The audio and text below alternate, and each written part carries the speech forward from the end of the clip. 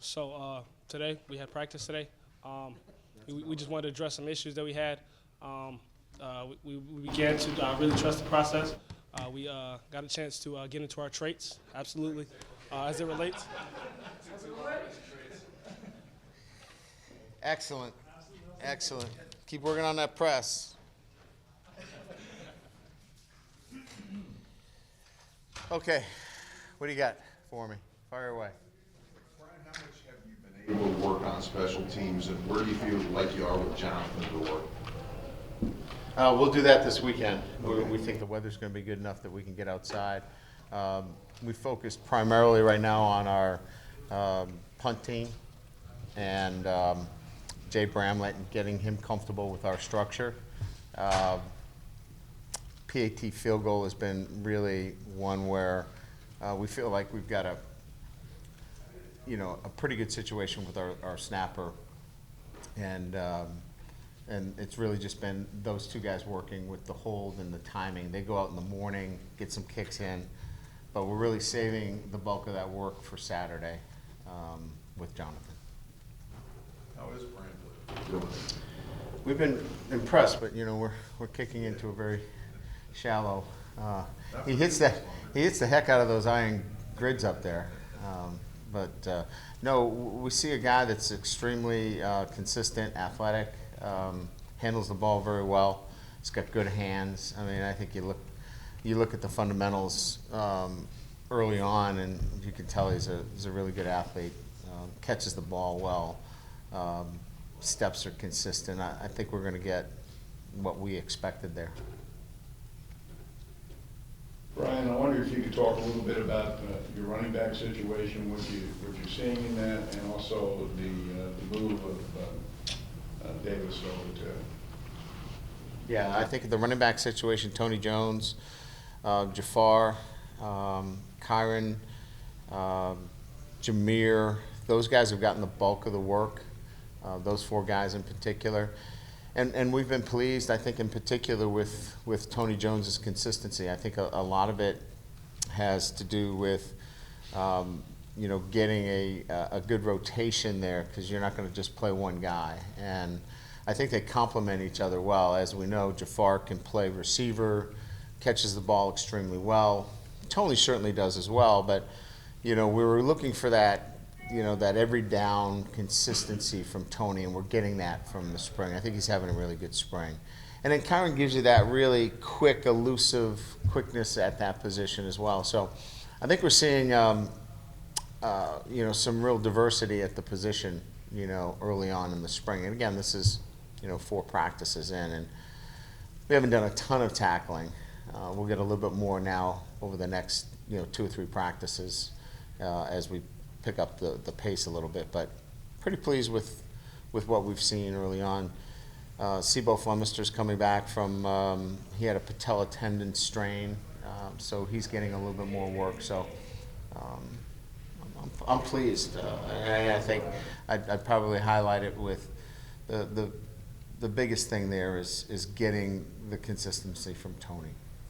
And then Avery. Yeah. Avery's move. Yeah, we thought he had all the skills necessary to make that move, and now it's just, turning a guy from running forward to running backwards is never an easy proposition. But he's making progress at that position, and it's it's going to take some time, but we're not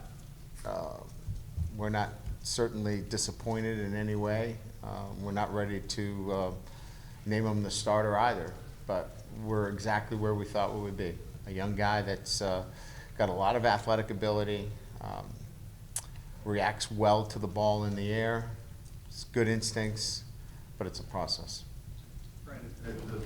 The mid-year guys obviously are probably just still learning how to practice, but what about the guys that have been in the program now for almost a year, the DJ Browns or Dirksen or Derek Allen?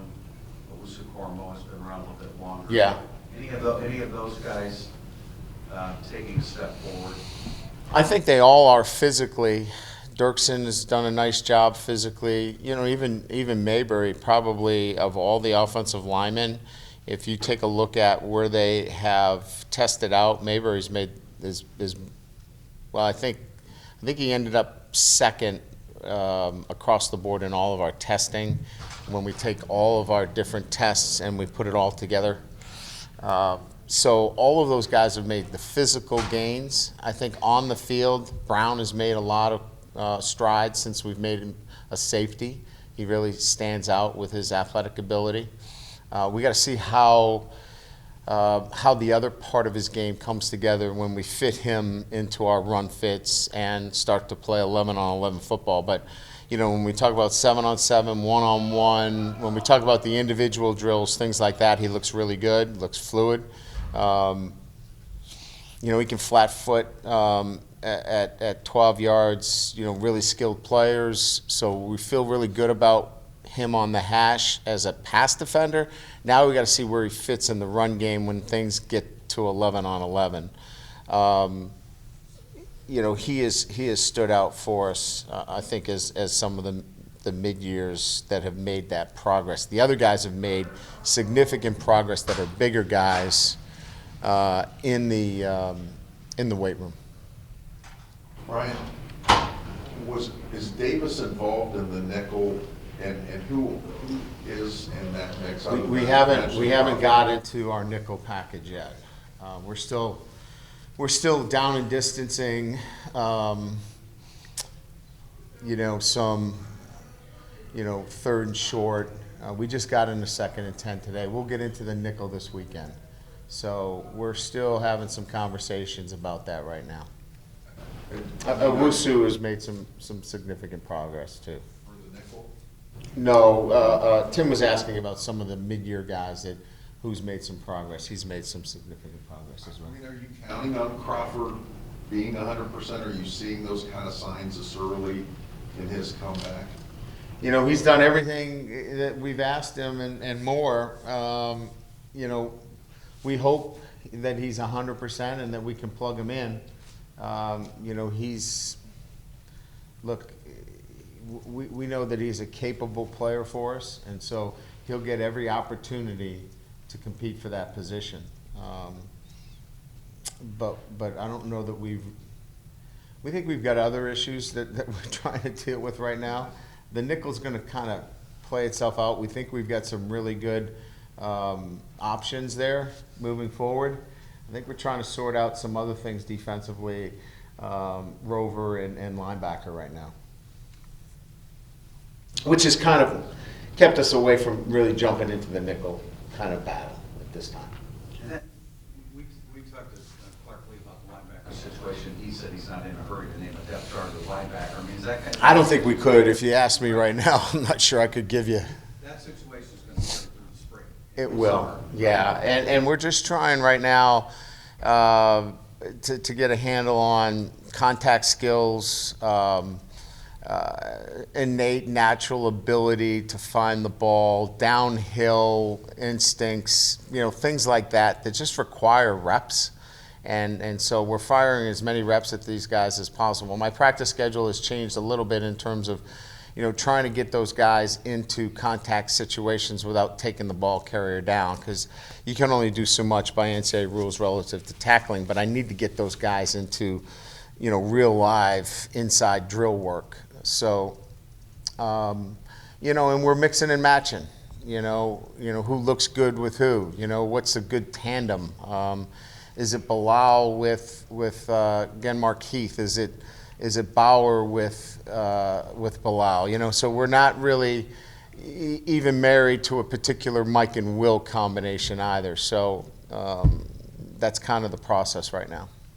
Brian, did your quarterbacks do anything out of the ordinary during spring break in terms of working with somebody out on the outside? Not that I'm aware of. Okay, and what is your sense about how they came back from the spring break in terms of timing? Well, this is the first year that we didn't do a test when we brought the guys back, and we let them know deliberately that we felt like when we left that they were in a great spot physically, and so we yesterday it was meetings and weight training, and today we got after them today, and they handled the practice, a 2-hour practice, quite well.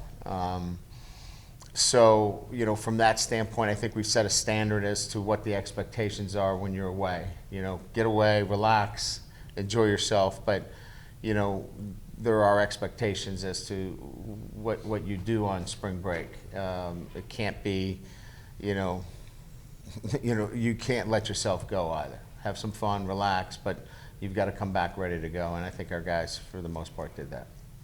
Right, that's pre-11-11 work, I understand, but you'll have new defensive tackles inside. How kind of the veterans Heinisch looked, and how about the battle next to him? Well, you know, it's really, you know, when you break it down, you're getting Lacey most of that work right now because Jamion and Hunter are on the sideline. They would be in that battle, but Lacey looks good. I mean, he's got, you know, some quickness and size. Because you're really not talking about Myron, you know, in that mix. You know, we've moved Darnell back over there. You know, he's a big, strong, physical kid, but he was slowed with an injury earlier in spring ball. But it's really, you know, Heinisch's position at this time until we get some more competition from those young kids. Myron and then Jason Adamiola next to him. Sure. Yes, absolutely. And you know, he continues to mature and you know, develop physically as well. Is it a size thing for Jason to kind of fight, like Milo almost said in there for? He's 285 pounds. Yeah, so I think he's close. We'd like to see him probably in the, you know, the 290 range. So he's in striking distance right now. Coach, how did Jack Kaiser injure his shoulder? Pre-existing. Oh, okay. Yeah, pre-existing condition. You know, when we got him here, we suspected that we had an issue. We tried to train it and work through our training program to strengthen it, but it was just too loose. So we made the decision. Yeah. So we wanted to make sure that if we did some things that early on, that we still left ourselves enough time to go in there and repair it and have him back in time. But it was pre-existing. Yeah. How has the receiver position kind of been phasing itself out? Is it going to be sort of like linebacker where? No, I would not even put it even remotely in that position. You have some established players that can play at a high level with Claypool and Chris Flink. You don't have that at the linebacker position. Nobody's has the tackling numbers that Claypool and Fink have at the wide receiver position. They have made plays. I was looking more at that third receiver. Okay, well, the third receiver doesn't have that kind of production. But I think we've got a number of guys from Michael Young, you know, to, I mean, I think Joe Wilkins had a really good day today coming off, you know, his cartilage. He's a guy that will get a ton of work, as you see over the next few days. You'll get a chance to observe him. I think he's a guy that will continue to get some more work. Brayton Lindsay has looked really good in the spring. You know, inside, you know, we're playing Lawrence Keys, so he's given Chris Fink a blow. So, you know, certainly a number of guys that we think can, you know, give us the kind of play that we need out on the perimeter. You have Pro Day tomorrow, and at the Combine, a lot of the players here made some record-breaking type of numbers. Yeah. Best in about 18 years. Yeah. At the Combine for Notre Dame players. How much is the Matt Bayless influence playing a role? I know that they have their own individual trainers as well, but the year long. Yeah. Well, you know, obviously those numbers, they were pretty close to all those numbers while they were here. You know, Miles was jumping 40 inches in the vertical and pretty much putting up those numbers while they were here. So, you know, that's a testament to their physical ability, their work ethic, and certainly having a program and a strength and conditioning program, a nutrition program, all of those things that good established programs have. You know, we're not the only ones that have that. Other really good football programs have those established programs. I think it just says that, you know, we have in place a really good development program. If you come in and certainly have the ability and have the desire and drive, you're going to flourish in this program. Now they got to go out and do position drill work. So they've got to go translate that. So there's a part B here. The part B is, you know, you got to move, you got to, you know, run through some drills now, and they'll get their eyes on them from a different perspective. Coach, is it exciting for you to have a pro day here and, you know, get back some of those guys that you probably haven't seen in a while as they, you know, try to make a career in the NFL? Absolutely, yeah. It's always great to see. They were out there this morning. I always judge by who the real guys that get out there at 7:30 for a stretch, and who are the guys that meander in around 9:45. So yeah, it's great to see those guys come back, and we always, you know, work really hard to try to build that bridge so they feel comfortable coming back. But it's great that they're all, you know, back here and feel comfortable coming back and working out here, and are proud to, you know, be back here and working out for us. So it should be fun, should be exciting. We're hoping that they all have their best days, and it turns itself into big things for them later in April. I know in years past you've had some of your current players, you know, go and watch the pro day workouts. Yeah. Is that something that you like to kind of as to show your current guys that, you know, hey, if you stick with this and, you know, you put in the work, that this can be you someday, you know, playing for a possible spot, you know, in pros? Yeah, I mean, I don't know that we necessarily advertise the opportunity in the sense that, you know, this is the end result. It's certainly there if you want it. We tell them what the schedule is, and they're certainly open to going there. But our kids are pretty sharp. They want to follow our guys. They want to see them do well. And, you know, I gave them the schedule in terms of, you know, when the testing is and all those things. And I'm sure we'll have quite a few guys that will be out there because they want to pull for their teammates. Some of them are interested in going to the NFL, others aren't. I think what drives them more than anything else is it's their buddies, and they want to see them do well.